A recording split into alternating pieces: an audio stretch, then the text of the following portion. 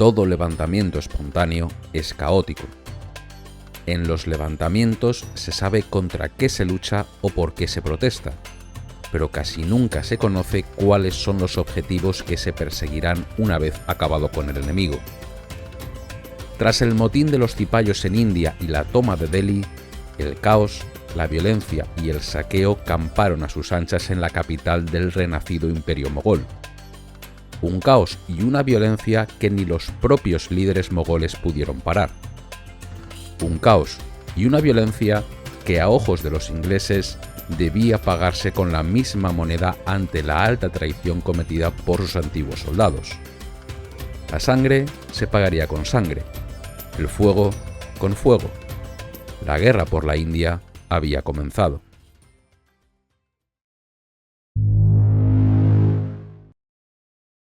La India en llamas.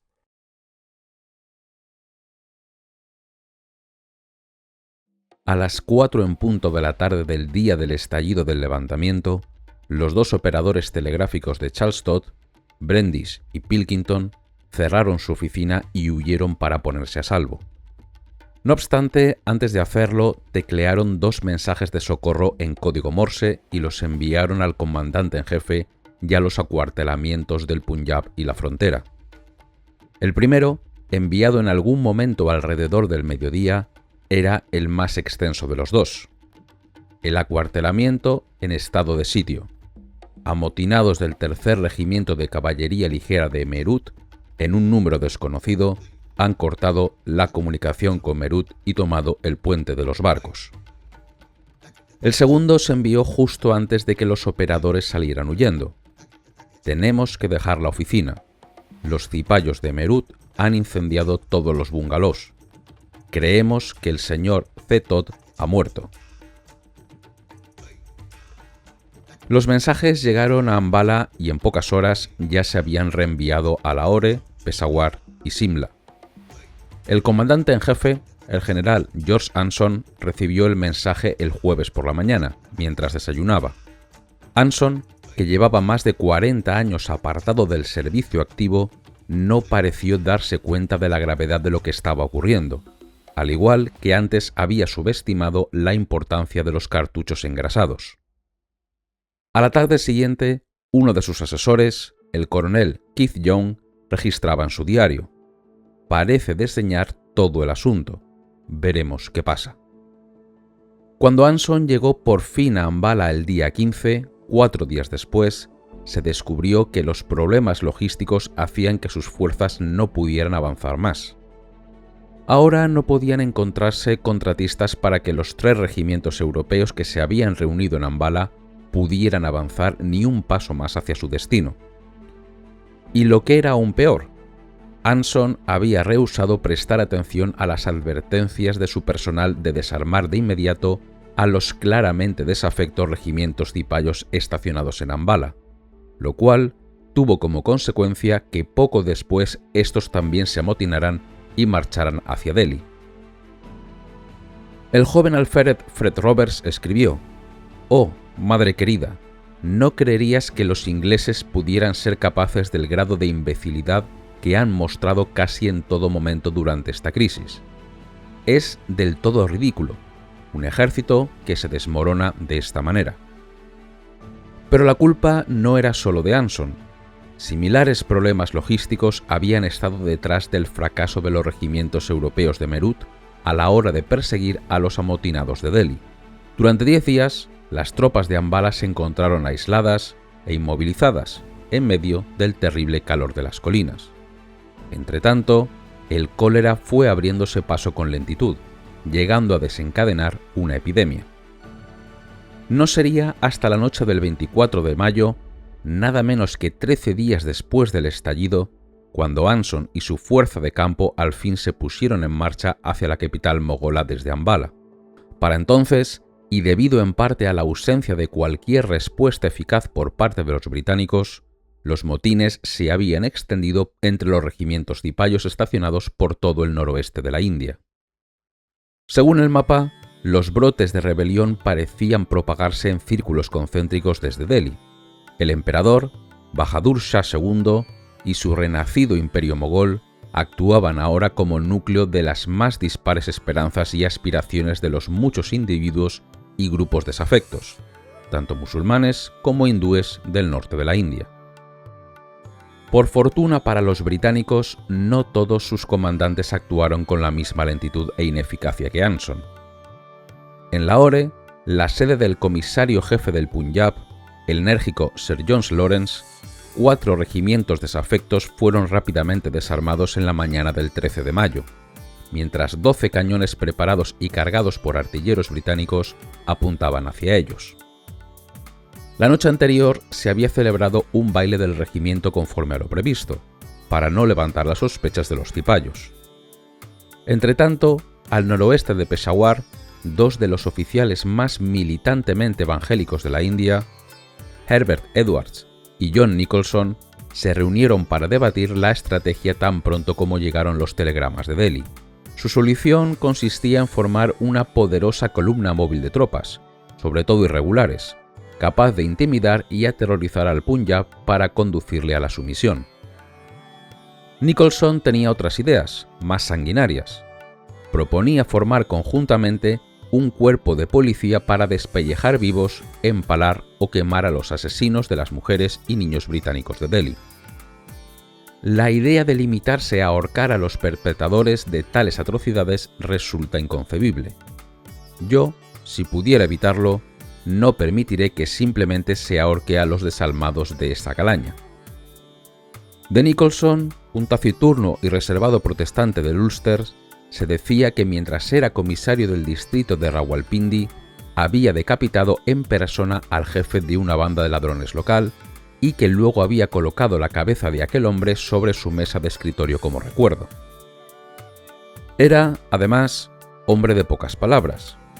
En los archivos se encuentra una característica nota escrita por él a Lawrence cuyo texto íntegro dice así: «Señor, tengo el honor de informarle de que acabo de disparar a un hombre que venía a matarme. Su seguro servidor, John Nicholson».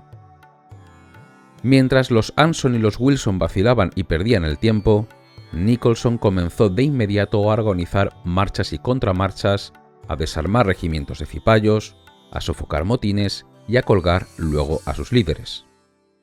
Hubo otro soldado de temperamento similar que también alcanzó bastante prominencia durante aquel incierto periodo. Hasta 1857, William Hodgson era considerado por muchos de sus colegas como una oveja negra. Era hijo de un clérigo, un joven brillante que había recibido formación universitaria en el Trinity College de Cambridge. Un conocido suyo le describió como un hombre alto con el pelo rubio, la tez pálida y suave, un grueso bigote y unos ojos grandes, inquietos e implacables. Su caída en desgracia fue veloz. En 1854, Hodgson fue relevado del mando después de que una investigación le declarara culpable de corrupción y falsificación de cuentas, así como de negligencia grave.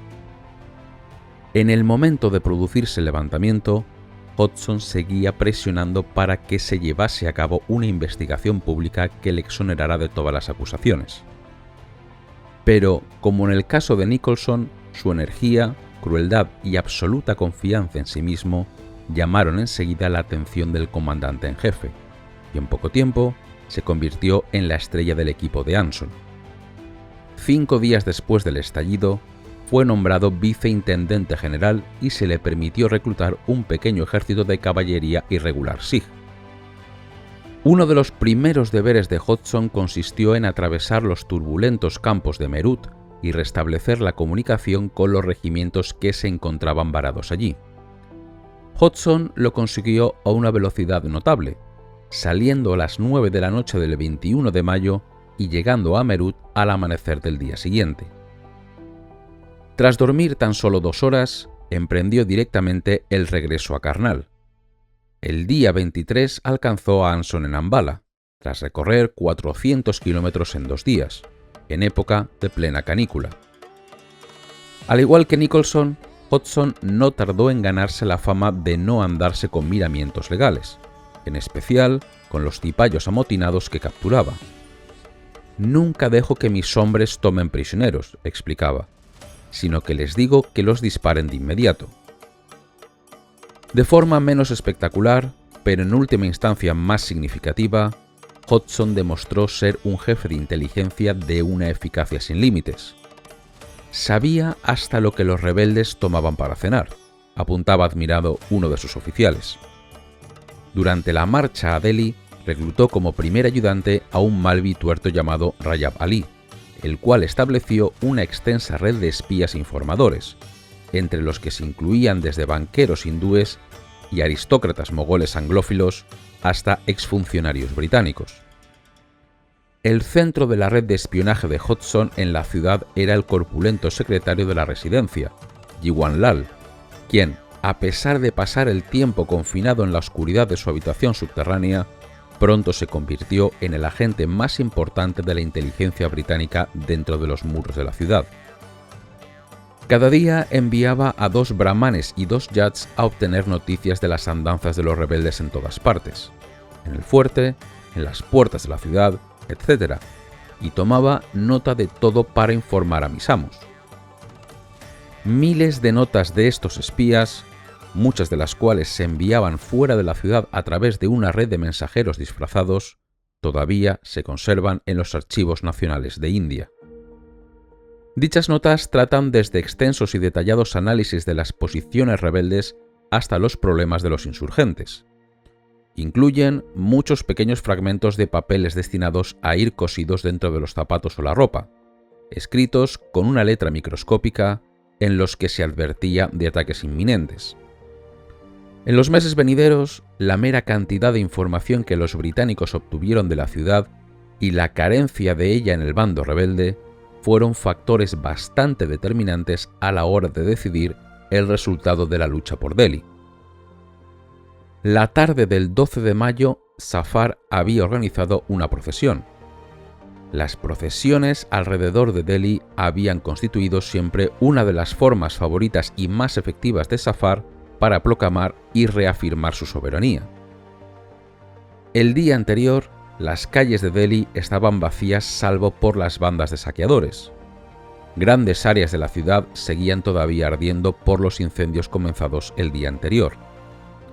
Los joyeros, vanillas prestamistas y los famosos mercaderes de tela de Chota Dariba fueron los más castigados por esta violencia, así como los famosos fabricantes de dulces de Delhi.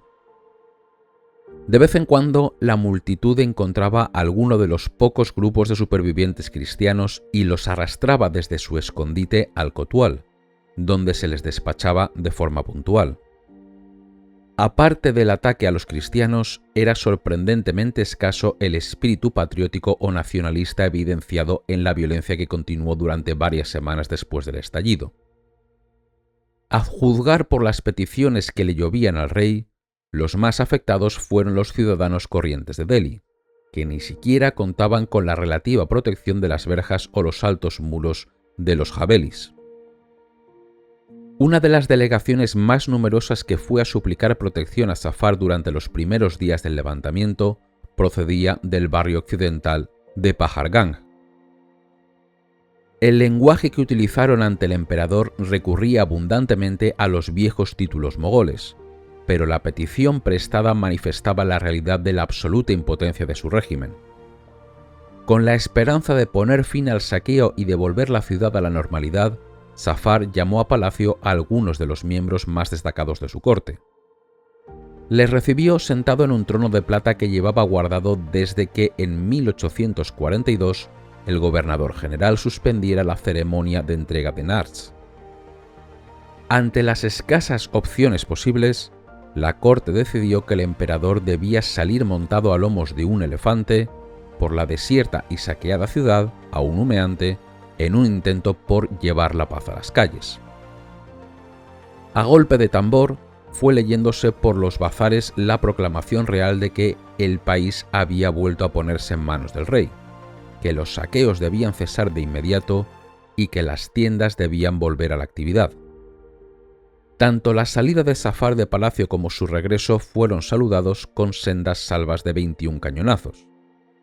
Aquella tarde, Zafar convocó a la Durbar en pleno y, en un persa bello y fluido, les dio la orden de llamar a todos los subadares de los diferentes regimientos cipayos para frenar la mala conducta de sus tropas. Los oficiales le escucharon con bastante cortesía, pero una hora después aparecieron otras compañías de cipayos que se quejaban de que no podían conseguir comida en la ciudad y le dijeron sin rodeos al emperador que les encontrara algo para comer. Despreciando el tono magnánimo de la orden, se dirigieron a él en términos como tú, rey! Oye, tío. Escucha, gritó uno, cogiéndole de la mano. Escúchame, dijo otro, tocando la anciana barba del rey. Si Zafar era en muchos sentidos un monarca idóneo para las condiciones que los británicos le habían impuesto con anterioridad, empezaba a resultar cada vez más claro que también era demasiado viejo, místico y espiritual para encajar en el papel del líder de una guerra. Tenía 82 años y carecía de la energía, la ambición y la mundología, por no hablar del empuje y la determinación necesarios para domeñar al tigre de la rebelión. A la mañana siguiente, el día 13, Zafar volvió a tratar de poner algo de orden en su ciudad.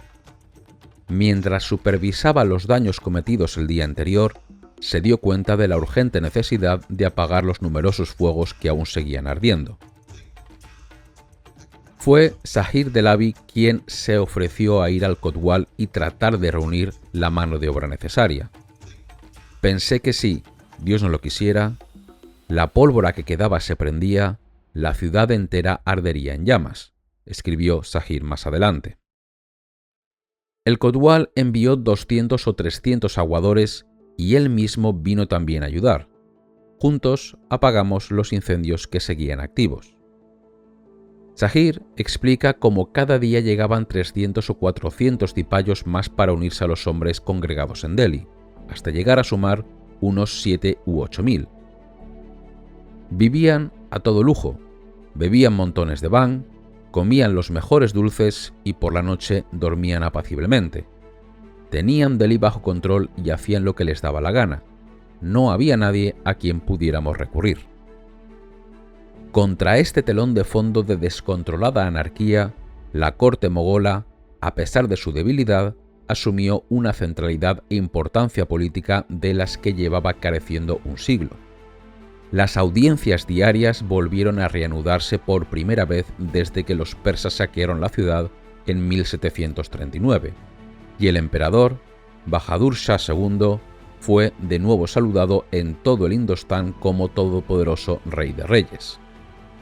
El colectivo que recibió el levantamiento con más entusiasmo fue el de un grupo de 5 jóvenes príncipes postergados. Para todos ellos, el levantamiento representaba una oportunidad única para su propia mejora. Los 5 se apresuraron a aprovechar aquella oportunidad que les había presentado el destino. 4 de estos 5 príncipes eran hombres de una evidente falta de talento y prestigio en la corte. El quinto de los príncipes era, sin embargo, muy distinto a los otros 4 y enseguida se distinguió como el verdadero líder de la administración civil durante los meses del levantamiento. El Mirza Mughal era el quinto hijo de Zafar y el mayor de los varones legítimos vivos. En la mañana del día 12 apareció en la Durbar con sus hermanos menores y juntos solicitaron los principales puestos de mando del ejército. Zafar desestimó la petición, pero al día siguiente los príncipes volvieron acompañados de oficiales del ejército que apoyaban su petición. 2 días más tarde fueron nombrados para estos cargos y recibieron los trajes de honor. Con el consentimiento de los cipayos, el Mirza Mughal recibió el título de comandante en jefe. Una de las mayores sorpresas contenidas en los documentos del motín es la cantidad de papeleo producida por el Mirza Mughal y su oficina. A juzgar por la documentación, este fue uno de los personajes más activos y trabajadores de todos aquellos que abrazaron la causa del levantamiento. Al parecer, el Mirza Mughal fue consciente, más que ningún otro, de la importancia de dotar de un apoyo logístico al levantamiento y de una administración coherente a Delhi. Desde la primera semana, el Mirza Mughal generó una incesante sucesión de órdenes e instrucciones. En tanto que la mayoría de los príncipes se unieron al levantamiento, al tener muy poco que perder y mucho que ganar, Zинad Mahal y su querido hijo, Jawan Bagh, tomaron la dirección opuesta, y por la misma razón. Zinad Mahal era contraria por completo al camino que había empezado a seguir su marido, dado que lo consideraba muy perjudicial para el futuro de Jawan Bagh. Al parecer, Zinad Mahal había calculado que los británicos vendrían raudos a aniquilar a los cipayos, y que su lealtad hacia ellos podía valerles el reconocimiento de su amado hijo como sucesor. Fue ella la que animó a Zafar a enviar con urgencia un mensajero a camello al gobernador de Agra, la misma noche que estalló el levantamiento. El grado en que Zinad Mahal y sus consejeros estaban llevando a cabo su propia política se puso de manifiesto de la forma más dramática 5 días después del levantamiento, en la durbar matinal del sábado 16 de mayo. Los soldados de caballería e infantería acudieron y mostraron una carta que llevaba los sellos del médico Aswanullah Khan y el nabab Mahbub Ali Khan, la cual, decían, había sido interceptada en la puerta de Delhi. Se quejaban de que el médico y el nabab habían mandado una carta a los ingleses invitándoles a venir de inmediato a la ciudad y prometiéndoles que si los ingleses accedían a reconocer al Mirza Jawan Bagh como heredero, ellos se comprometerían a volver a hacerse con todos los soldados de Delhi y reconstruir el ejército. Tanto el hakim como el eunuco juraron que el documento era falso, pero no les creyeron. Las cosas empezaron a adquirir un cariz preocupante para ambos cortesanos. Fue entonces cuando uno de los cipayos mencionó a los prisioneros británicos que Zafar tenía bajo su custodia en palacio. Su número alcanzaba ya los 52. Los cipayos acusaron al hakim y al eunuco de mantener con vida a los prisioneros para que cuando llegaran los británicos pudieran serles devueltos y servir así como testigos en contra de los rebeldes. Los cipayos llamaron entonces a los prisioneros, les ataron y los llevaron junto a una higuera sagrada cercana al pequeño depósito de agua y empezaron a burlarse de ellos y a decirles que les iban a matar. Según Jawan Lal, al principio, el rey y sus cortesanos se quedaron de piedra, horrorizados por la actitud de los cipayos. El rey ordenó a los cipayos que se separaran en 2 grupos, mometanos e hindúes, y les instó a que consultaran con sus asesores religiosos para ver si encontraban alguna justificación para la matanza de aquellos hombres, mujeres y niños indefensos. Este asesinato no puede permitirse en ningún caso, dijo Zafar. El rey lloró y suplicó a los amotinados que no quitaran la vida a aquellas mujeres y niños indefensos, advirtiéndoles: «Tened cuidado, porque si cometéis semejante hecho, la venganza del ángel de Dios caerá sobre todos nosotros. ¿Por qué asesinar inocentes?». Pero los amotinados se negaron a escuchar y replicaron: «Los mataremos a todos, y en tu palacio, así que, pase lo que pase, tanto tú como nosotros estaremos juntos en este asunto». En todo caso, ya era demasiado tarde. Para cuando Ahsanullah Khan había terminado de hablar, los cipayos y la turba ya se habían puesto manos a la obra. Hicieron sentarse a los prisioneros, y uno de ellos le disparó con su carabina. Después, 2 miembros de la Guardia Armada personal del rey mataron a todos los europeos, hombres, mujeres y niños, con sus espadas. Después de la matanza, metieron los cuerpos en 2 carros y los echaron al río.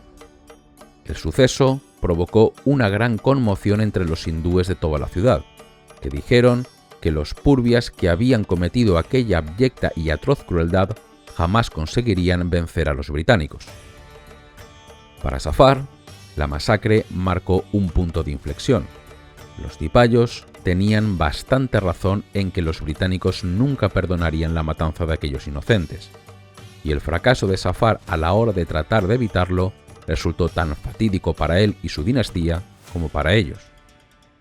A finales de la segunda semana del levantamiento, hasta los que al principio se habían mostrado más entusiastas, como Maulvi Mohamed Bakar, comenzaron a replantearse lo que estaba sucediendo. La población se siente acosada y harta del pillaje y los saqueos, escribió en un editorial del Dili Urdu Akhbar el 24 de mayo. La ciudad está siendo devastada. El 23 de mayo, cuando el general Anson salió al fin de Ambala, un jinete ataviado con harapientas ropas indoestaníes se aproximó a los límites del campamento británico de Karnal. Cuando se le preguntó su nombre y a qué venía, el hombre respondió que era Sir Theophilus Metcalfe. Los guardias se rieron. Hacía tiempo que al juez auxiliar de Delhi se le había dado por muerto. De hecho, se había dicho que su cabeza colgaba de un poste frente a la puerta de Ajmeri. Pero la sorprendente afirmación del extraño resultó ser cierta. En efecto, se trataba de Theo, que llevaba huyendo casi 2 semanas. Theo había pasado los primeros días refugiado en el tejado de la senana de Burak Khan Mewati, en Paharjang. Por las noches, él y Burak Khan solían salir a pasear en dirección a Delhi para observar los edificios en llamas. Pero a la mañana del cuarto día, el 14 de mayo, Burak Khan le dijo a Theo que se había enterado de que habían dado con su escondite y que si continuaba allí, atacarían la casa y asesinarían a toda la familia. En la oscuridad, llevó a Theophilus a una cantera de piedra caliza, en la que había una pequeña cueva. Le proporcionó una espada nativa y una pistola. Aquella misma noche o la siguiente, escuchó pasos y voces afuera. Dado que la luz era suficiente para poder distinguir la figura de un hombre en la entrada, se abalanzó sobre él y le clavó su tulbar. Sabiendo que habían descubierto su escondite, a la mañana siguiente Theo envió un mensaje a su amigo Muinuddin, en aquel momento el Kotwal de Zafar, pidiéndole ayuda para viajar hasta Yayar, cuyo Nabab era un viejo amigo del clan de los Metcalfe. Muinuddin respondió enviándole un buen caballo y algo de dinero, y algunos consejos sobre cómo viajar. A pesar de todo ello, el Nabab no recibió a Theo como éste esperaba. Al llegar al palacio del Nabab, Theo pidió enseguida audiencia como amigo suyo. Tras algún tiempo de espera, envió un mensaje, al que el Nabab respondió diciendo que estaba encantado de recibirle en su casa, pero que no podía verle. Finalmente, el Nabab mandó a su secretario con una carta en la que decía que no le era posible recibir a Sir Theophilus ni alojarle en su casa, ya que el rey de Delhi le atacaría si acogía a cualquier europeo, pero que le proporcionaría un caballo y una escolta de 2 soldados. Dándose cuenta de que eso era lo único que podía conseguir, Sir Theophilus aceptó la oferta. Hizo que los soldados cabalgaran delante de él, y al amparo de la oscuridad, desvió al pony de la carretera principal y se dirigió hacia la arenosa jungla.